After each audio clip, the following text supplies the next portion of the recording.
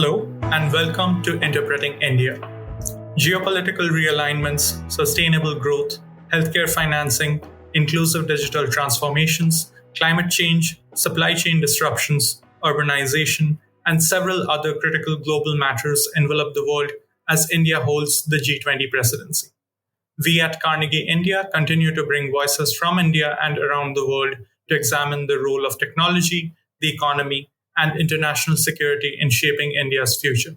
We would also like to let our listeners know that the Carnegie India's annual flagship event, the Global Technology Summit, is scheduled for December 4th to 6th and will discuss the institutional framework and economic case for digital public infrastructure, as well as design choices and adoption strategies. We will also delve into the use cases of AI given the evolving regulatory landscape and address issues such as skilling and innovation and military applications of AI. I'm your host, Shayud Roy, and this time we are talking about issues relevant to clean transportation in India. In this episode of Interpreting India, we will be looking at some policies in place to promote electric transportation, the merits of point charging versus battery swapping, legal pathways for creating low emission zones, and the viability of electric trucks. With the onset of winter, severe levels of air pollution have re-emerged as a concern in North India. Various factors have been put forth to explain this malaise: stubble burning in farms, vehicular pollution, and pollution due to the construction sector. But even outside of the winter months, the National Capital Region maintains poor air quality with AQI over 200. Today, we focus on the issue of clean transportation, which is key to addressing the issue of vehicular pollution. To speak of clean transportation, we must speak of electric passenger and commercial vehicles, low emission zones, etc. Each come with their own set of challenges. Electric vehicle uptake is low in India and hovers at around 2% owing to relatively higher prices, range anxiety, lengthy charging times, lack of standardization of charging points, and lack of charging infrastructure. However, there are concerted efforts to promote electric vehicles and alternative forms of cleaner transportation in India. The Auto PLI scheme and Delhi's electric vehicles policy provide incentives that can spur the uptake of electric vehicles. Delhi's EV policy also addresses the issue of scarce charging infrastructure. This appears to have had results since Delhi's electric vehicle sales have risen to 9% in the September to November quarter of 2021, up from around 1% in 2019 to 2020. Nor is price as much of a deterrent as it may initially appear, since high initial costs may be offset from long-term gains of heavy usage, such as low fuel, running, and maintenance costs. To discuss these issues and more, we are joined today by Mr. Amit Bhatt. Mr. Bhatt is the India Managing Director at the International Council on Clean Transportation and has over 20 years of experience in transportation, urban development, and management. He was previously Executive Director for Integrated Transport at World Resources Institute India for 12 years. Prior to the World Resources Institute, he worked with the Urban Mass Transit Company, India's leading urban transport consultancy, and with infrastructure leasing and financial services. He has also served as an adjunct faculty member at the School of Planning and Architecture in New Delhi. Mr. Bhatt, welcome to Interpreting India. Thanks a lot, Sayed. Very nice that we got a chance to talk a little bit more about India, about clean transport with some data and numbers. So, yeah, very excited for the conversation. I'd like to start with some of your work on battery swapping. I'm referring in particular to a co-authored paper with ICCT on battery swapping for electric two-wheelers in India. Could you tell us a bit about your work on this paper and some of the findings of this paper, just to give the audience a sense of? Absolutely.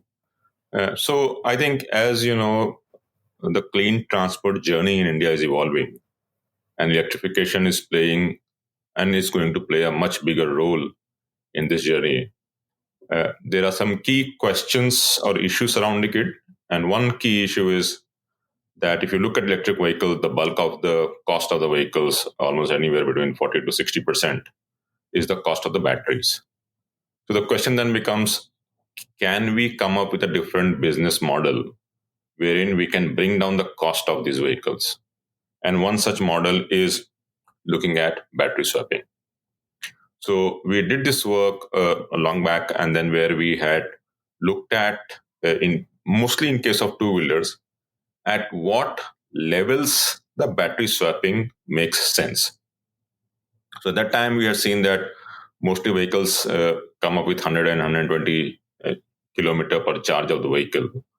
And so when we did this total cost of ownership analysis, we found that almost in most cases, the battery swapping, especially in the commercial vehicle segment, was already making a lot of sense because you were really looking at the cost of ownership of this vehicle as well as the ease of charging of this vehicle. So we concluded that in many cases, the cost of one is that if you have a lower range mobility, which is mostly in the personal case, you can do with point charging, or you can also do it with battery swapping. Now, what we realized that as your mileage increases, when you reach about 100 odd kilometers per day, point charging does not make sense, at least because there is a lot of opportunity cost which is involved in charging the vehicle. So in that case, battery swapping becomes much more easier. So for most of the commercial vehicle segment, we realized that because their delivery runs are more than 100 kilometers per day, the battery swapping would make sense. But we also realized that in personal spaces where availability of charging is also an issue. I mean, not everyone has access to power or good quality power. Parking is an issue. So if you look at all these things, then battery swapping does make a lot of sense for India, especially in the two-wheeler and three-wheeler space because of the ease of the operations as well. So that's something that we came out in that report, which was co-authored with Niti Aayog. In fact, you do come up with a very specific figure of around 140 kilometers. So, like 140 kilometers is the cutoff point at which it makes more sense to have a battery swapping arrangement vis-a-vis point charging. In light of Delhi's sort of space, is there does this? So, what I'm trying to say is, does this figure is it also valid for Delhi, or is it valid for all cities across India? So one, we found that if you look at the mobility profile of Indian cities, personal usage does not reach that threshold. So trip lengths of two-wheelers, maybe 20, 25 kilometers would be at max in many cities. In fact, in many cities, two-wheelers will probably not even cross 100 kilometers of usage per day. So there is this side in terms of personal usage.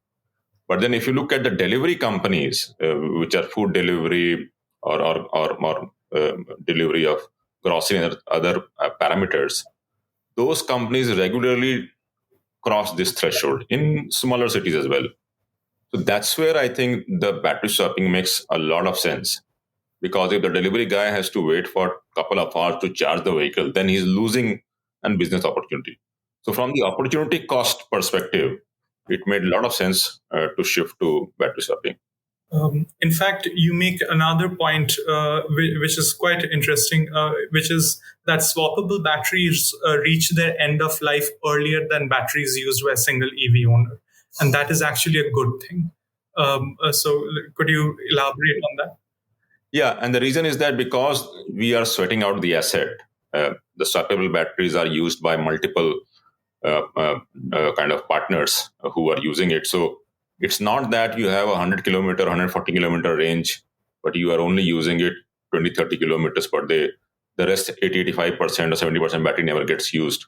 So obviously, the end of life is very long. But in case of swappable battery, the asset is used regularly, extensively, and that's where the end of life reaches much early compared to, let's say, a single battery without the swappable environment. There is also this thing that we must discuss because we are talking of swappable batteries, which is that the FAME scheme did not cover battery swaps, even though, as your paper demonstrates, it may be better, even more so for delivery vehicles and such. Um, do you have would you recommend that the FAME involve battery swapping vehicles, or do you think there are certain qualifications that we must ponder if we to No, make them? absolutely. I think the FAME gave subsidies based on the kilowatt hour of the battery which is there with the vehicle. And once you separate the vehicle, the subsidies did not come. And our recommendation was that the idea is to bring down cost. Now, whether it is with the battery inside the vehicle or battery as a service model which is comes in. So our suggestion was that we should definitely have subsidies for these vehicles as well. And one way to do it was maybe try it out a pilot with a battery as a service operator, give that operator the subsidy and let it be passed on to the consumer. So we had a very strong recommendation to consider subsidies for battery swapping. And we had suggested one way to start this was maybe to do a pilot and see how it goes and then scale it up subsequently. In fact, your point about the subsidy being based on the battery actually leads me to my next point of discussion, and I will come back to this. But just to introduce us again to your work on Delhi's electric vehicle policy.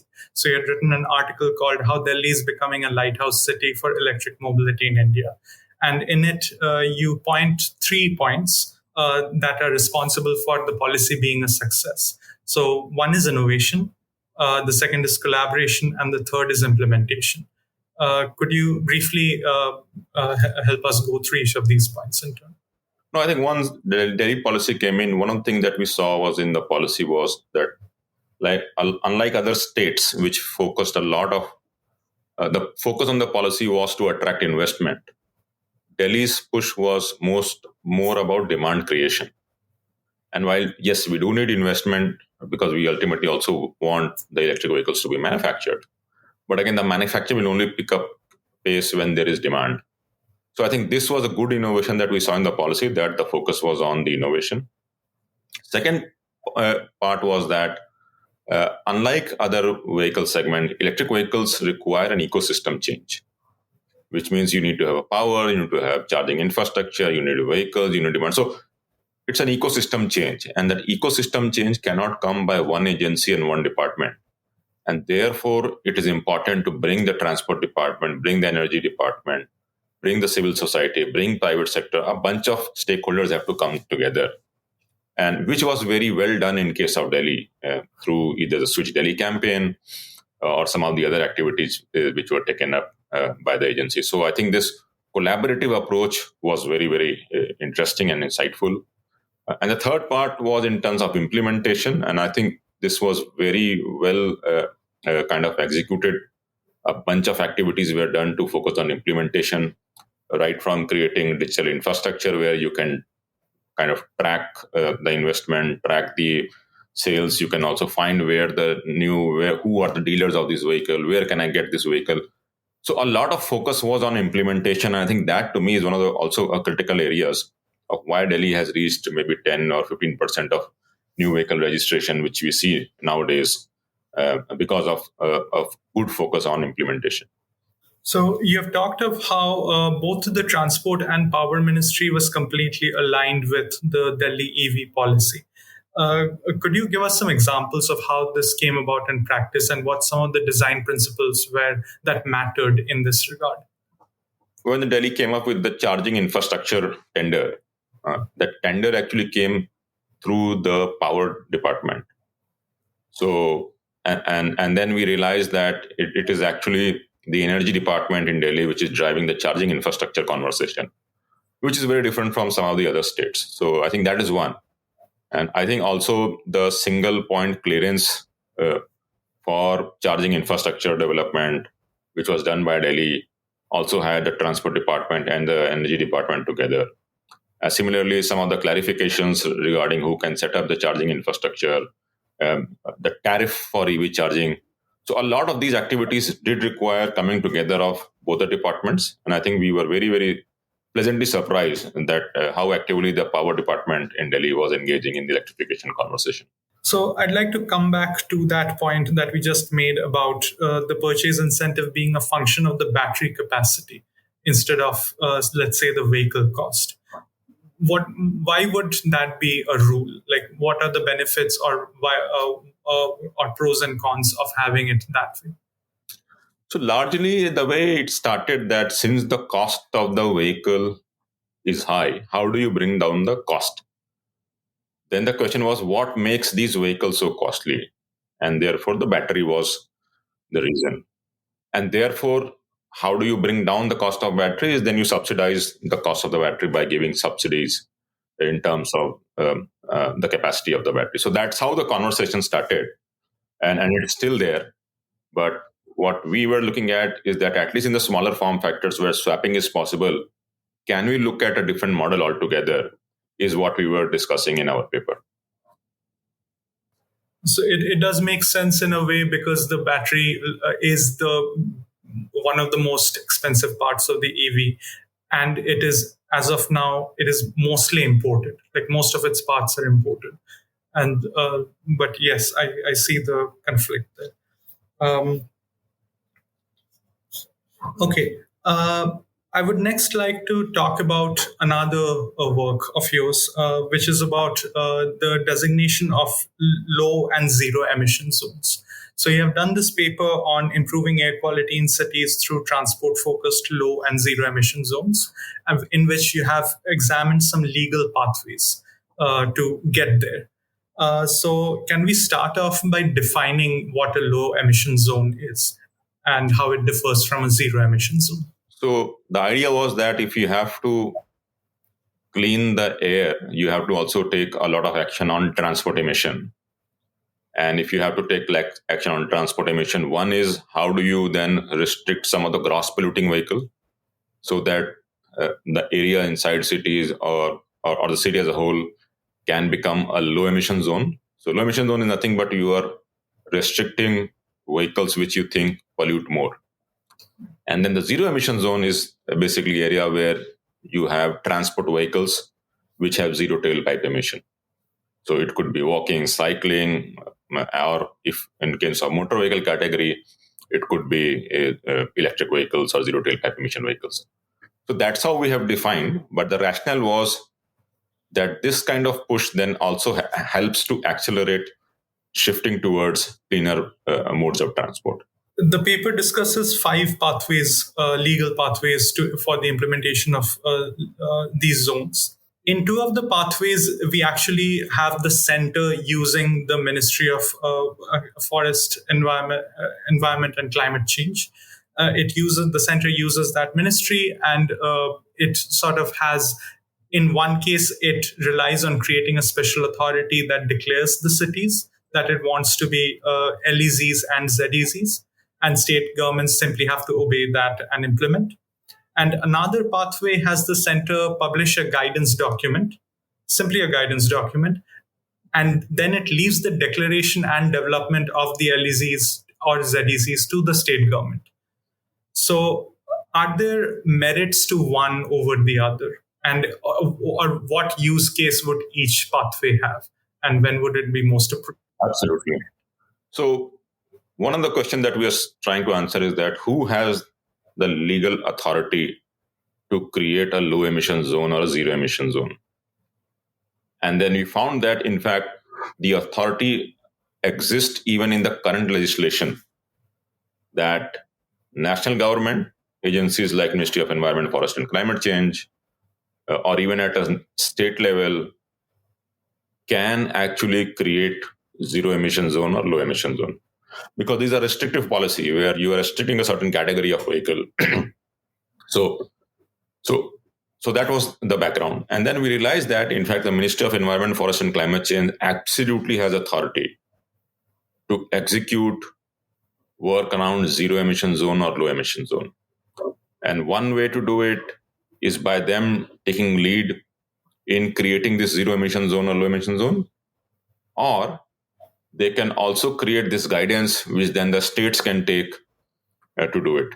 So the reason why we looked at these two pathways was that what would be slightly easier to implement. a center taking lead in action that happens at state, or a center guiding states and then the states taking action. So we looked at both the pathways and we found that both the pathways work. There are enough legal provisions, but the big question is who will take the lead and how do we incentivize the agencies to take lead? To continue on that point, is there some sort of precedent to this that we could use to settle this question?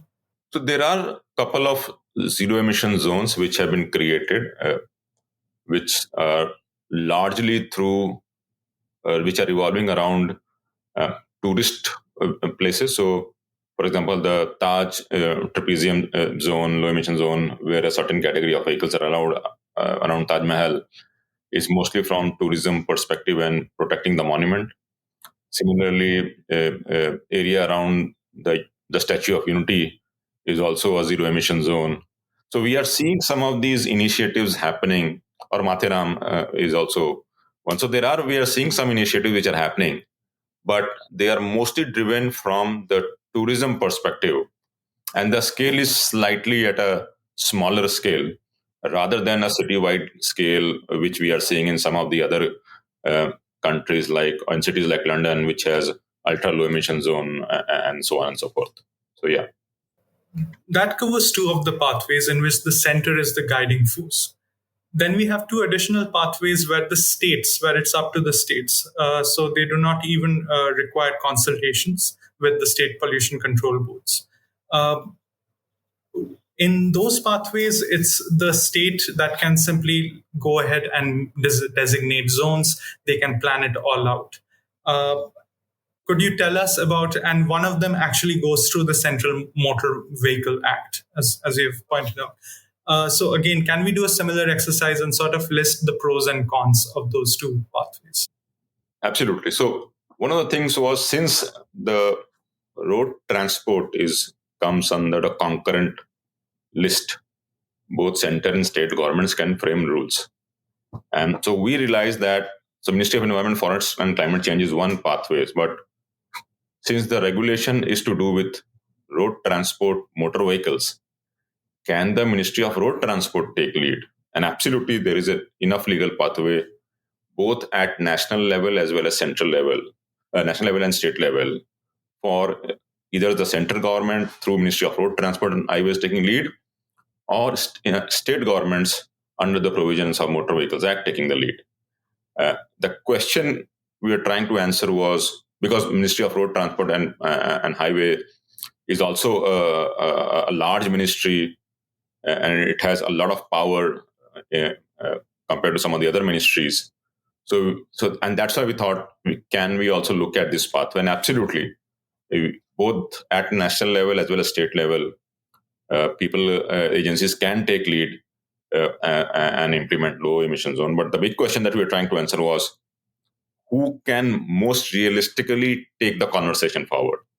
And so, given that there are multiple pathways available, any of these agencies can take these conversation forward. I would like to now talk of some of your work on India's electric trucks.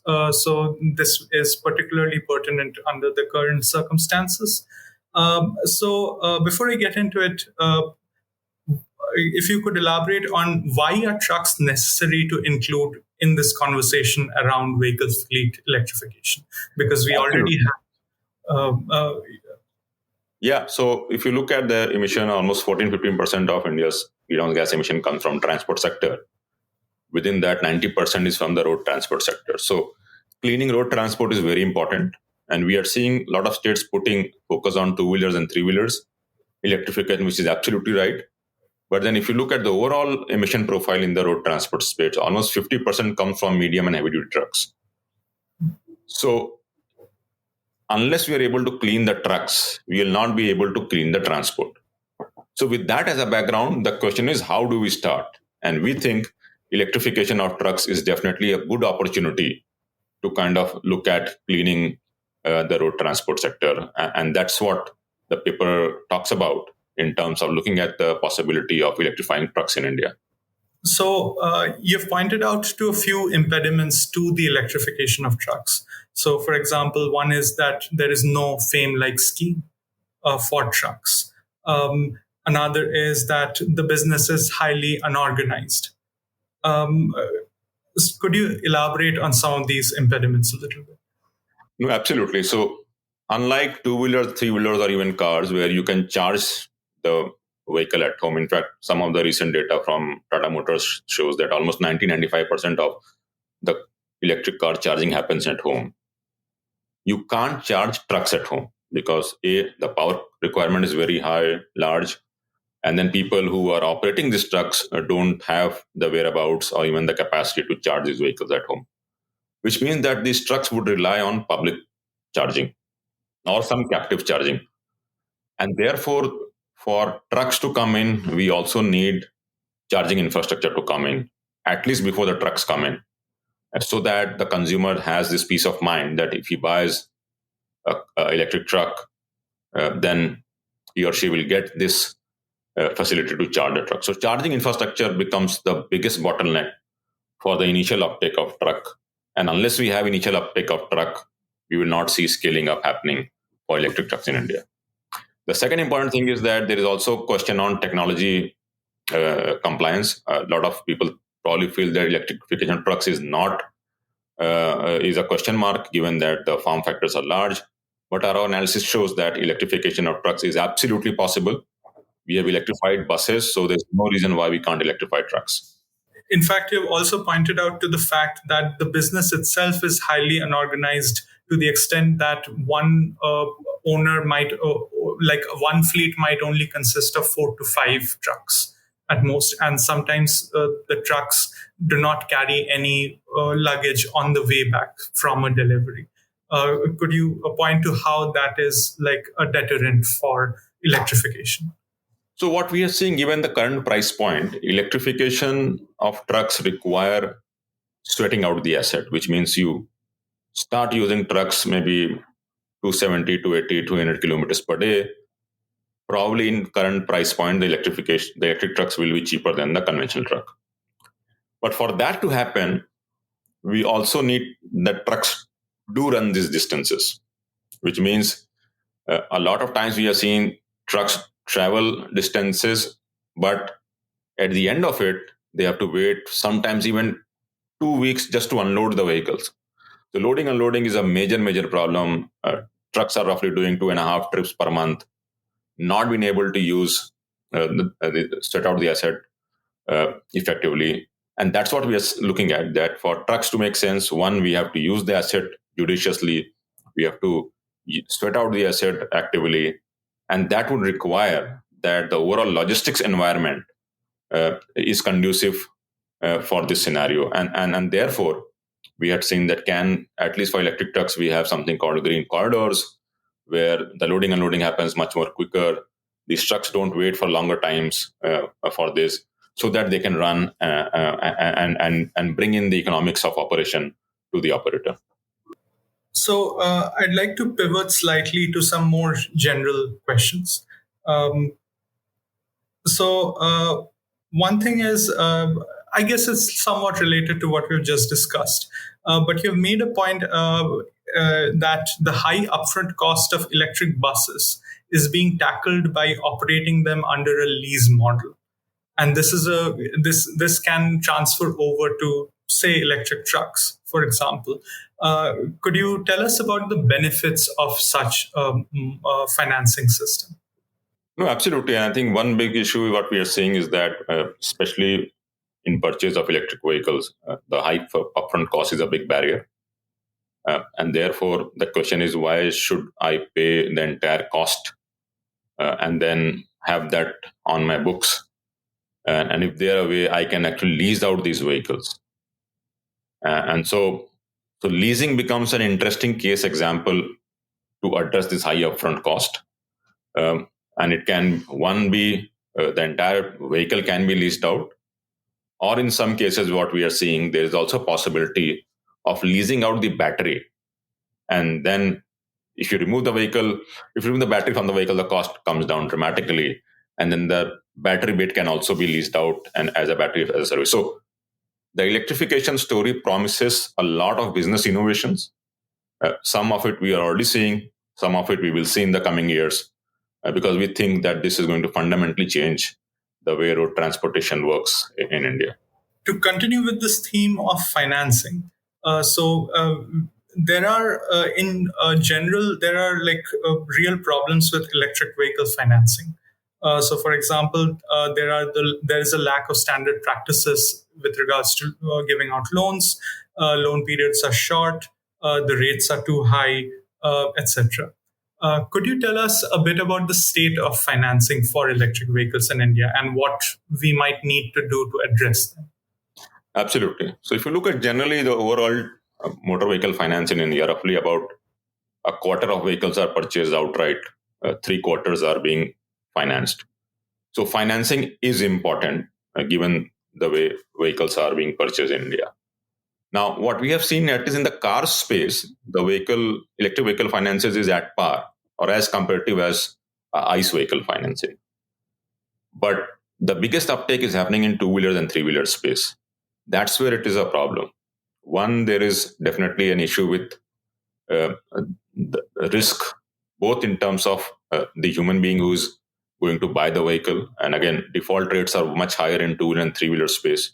So how do you address default is a question. Second is also the technological performance, because some of the vehicles that we saw in the earlier years were not so robust so that they can meet the. So there is a question on vehicle as well. And then third is, and then insurance company then increase up the premium to address these things. So we are seeing some of the states taking lead in coming up with some kind of an interest subvention scheme where and Delhi has a policy of 5% interest subvention that brings down the cost. So that's what we are seeing. But in the car space, electric car financing is as competitive as the financing of an ICE car, because there's enough technological demonstration which has happened, and the credit worthiness of the person buying is much higher, and that's why we are seeing this happening in the car space. In fact, if I look at Delhi's EV policies, the state EV fund actually uses tax revenue from pollution taxes and road taxes, congestion taxes, and uses that revenue to help with some of those other incentives that they are giving out. Absolutely.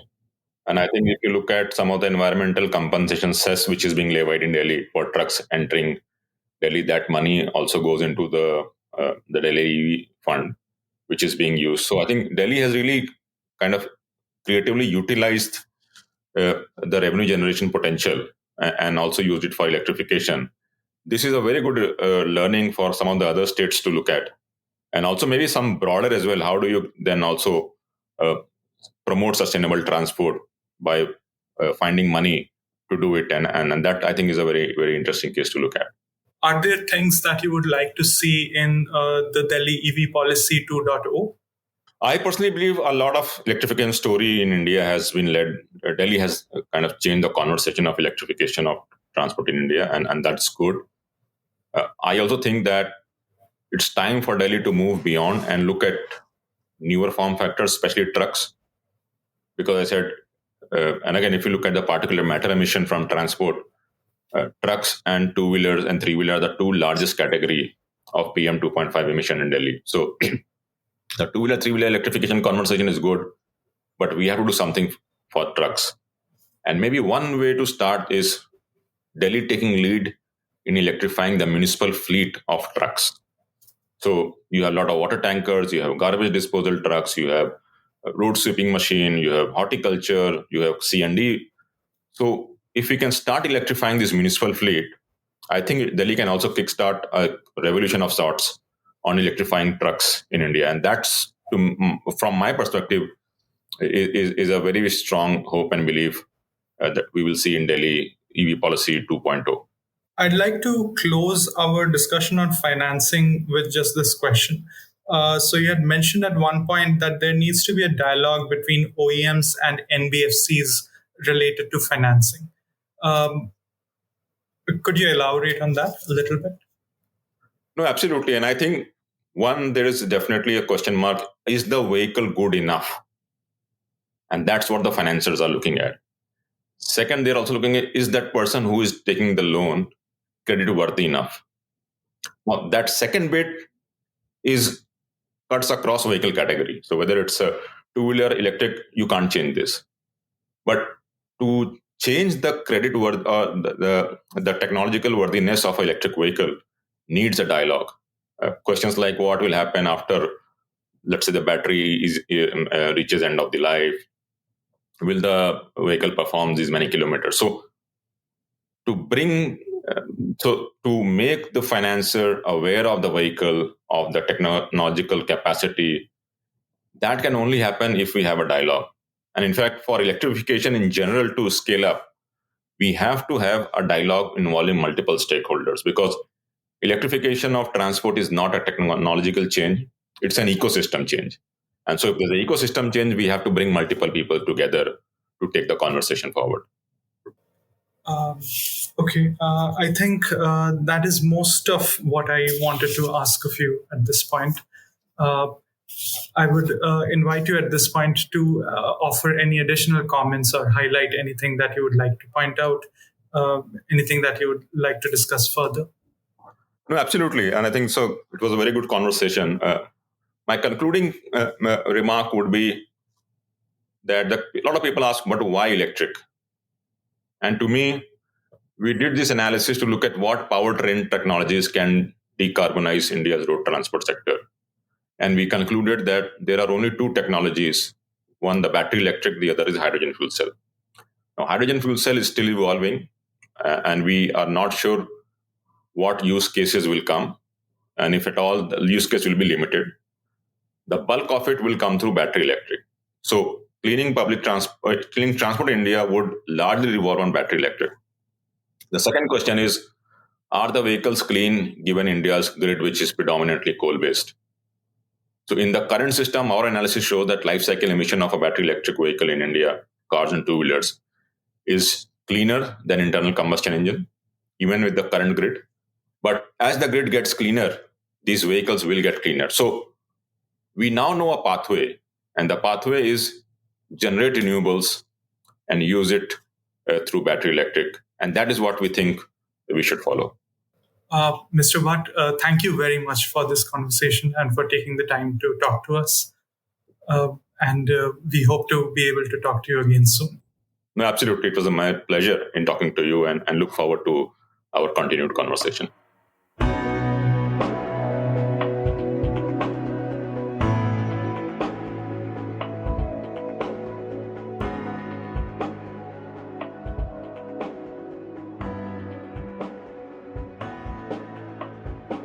Thank you for listening to this episode of Interpreting India. Stay tuned for our upcoming episodes. You can find us on Apple Podcasts, Google Podcasts, Spotify, or your preferred podcast platform. To stay updated on our research and team, follow us on Twitter, Instagram, and Facebook. For in-depth insights, visit us at carnegieindia.org. See you next time.